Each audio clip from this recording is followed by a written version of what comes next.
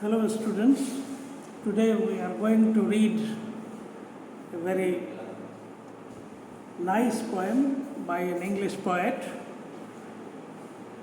Stephen Spender. The poem is An Elementary School Classroom in a Slum. You can see Stephen Spender was a socialist. He was associated with the socialist movement and a great author, a socialist and a pacifist. In the note you can see about the writer, about the poet. Here also he has tried to describe the social and communal inequalities. There is a big gap, and he requests all, in the last stanza of the poem you will see, unless governor, inspector, visitor. So he urges, requests, pleads all to bridge this gap and to give the children opportunities so that they can also become good citizens, they can also contribute their part in the civilization. Otherwise, they are lagging behind. So I read this poem. Far, far from gusty waves, these children's faces like rootless weeds, the hair torn round their pallid, the tall girl with her weighed down head, the paper-sitting boy with rat's eyes, the stunted, unlucky heir of twisted bones, reciting a father's gnarled disease, his lesson from his desk at back of the dim class, one unnoted, sweet and young, his face, his eyes live in a dream of a squirrel's game in the tree room other than this. So, here you will find the poet is comparing, there is a plethora of similes and metaphors. So, like children's faces are like weeds, unwanted grass, gusty waves, a strong breeze.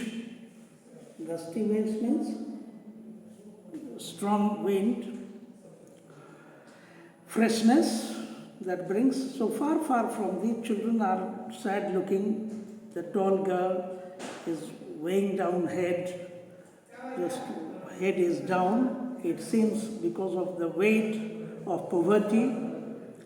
The paper-seeming boy metaphor has been used. He has been compared with, because he is very thin, his thinness of the boy is compared with a sheet of paper.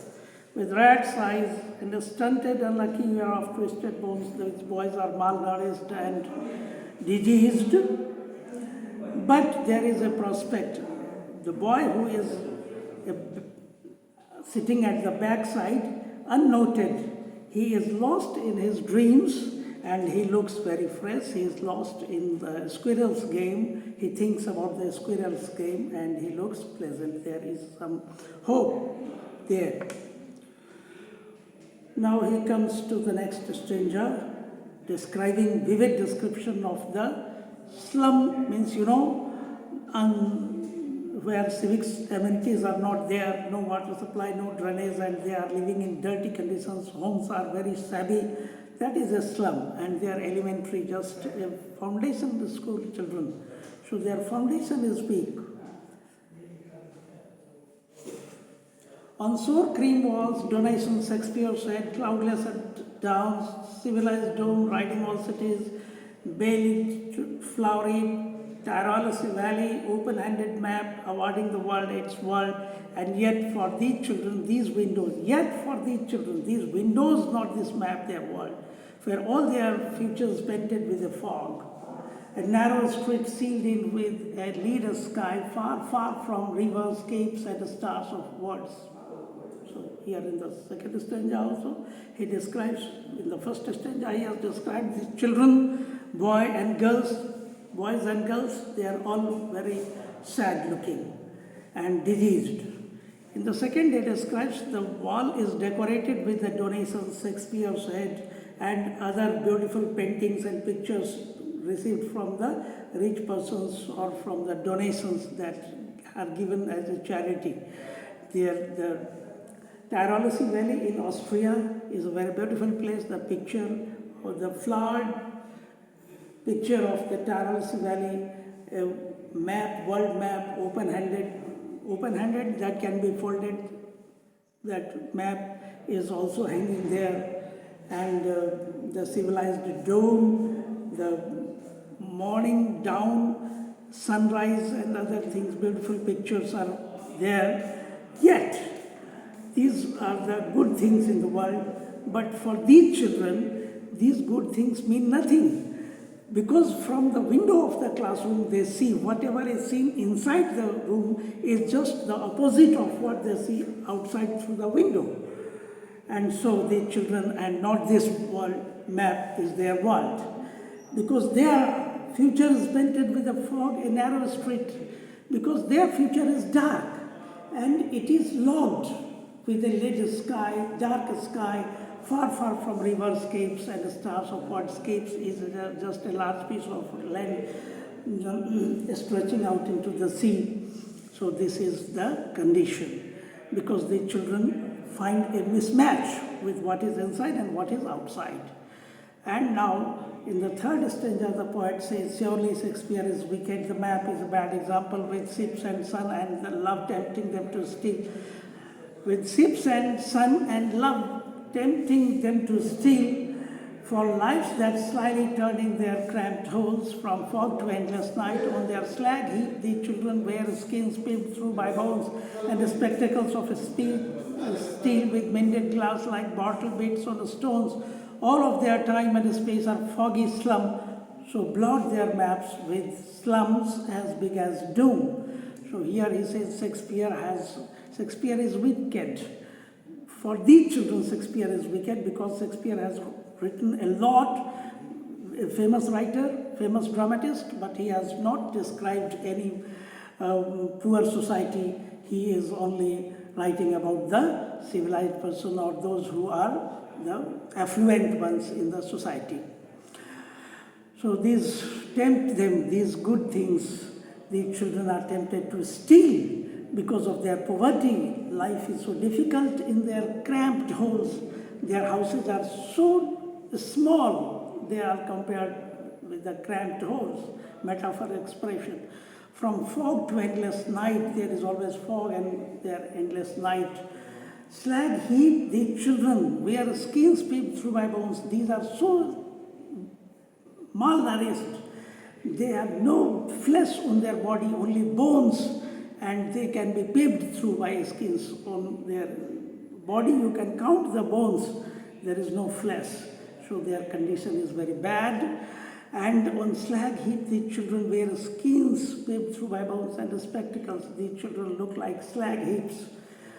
Slag heap is, waste material, waste products, whose bones are all useless and seen through the skins. And whatever the spectacles are mended, they are mended glass, steel, which is uncomfortable, and all their time they spend in the foggy slum, and this condition needs to be improved. Blot their maps. So their map is this. So one map of the world which awards their world. Their world is this. So blot this map. Remove this map as big as doom. Doom, is a disaster. This is disastrous. So, governor, inspector, visitors, all the stakeholders of the society are requested. This map becomes their window. This map means the inside map becomes their window. Whatever is taught, whatever is they see in the classroom, that becomes the reality outside. Means they are given equal opportunities that shut upon their lives like catacombs. These maps set their lives. The real life that is there and the ideal life that the poet wants.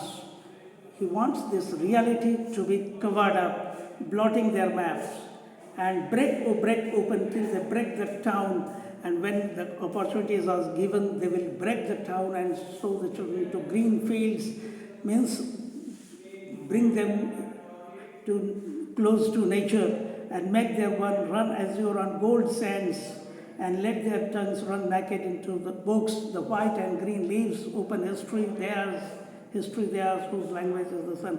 It means here, give them opportunities, bring them close to nature, and then they will read with interest, and they will learn things, they will fight for themselves, they will learn for their rights. History is theirs, whose language is the sun. Then there will be power, and powerful persons have their say in the world. They will demand for, they will also create history. This he wants. They will become powerful, and they become great men in history. Like this, his age. This is the end of the poem, and you can see the poet has used a plethora of similes and metaphor. There is repetition, far, just to emphasize the distance that is metaphorical as well as literal. Anaphora is running one line up to the next line. Run azure and run naked, you can see the same line runs through that next line, that is anaphora. Okay, thank you.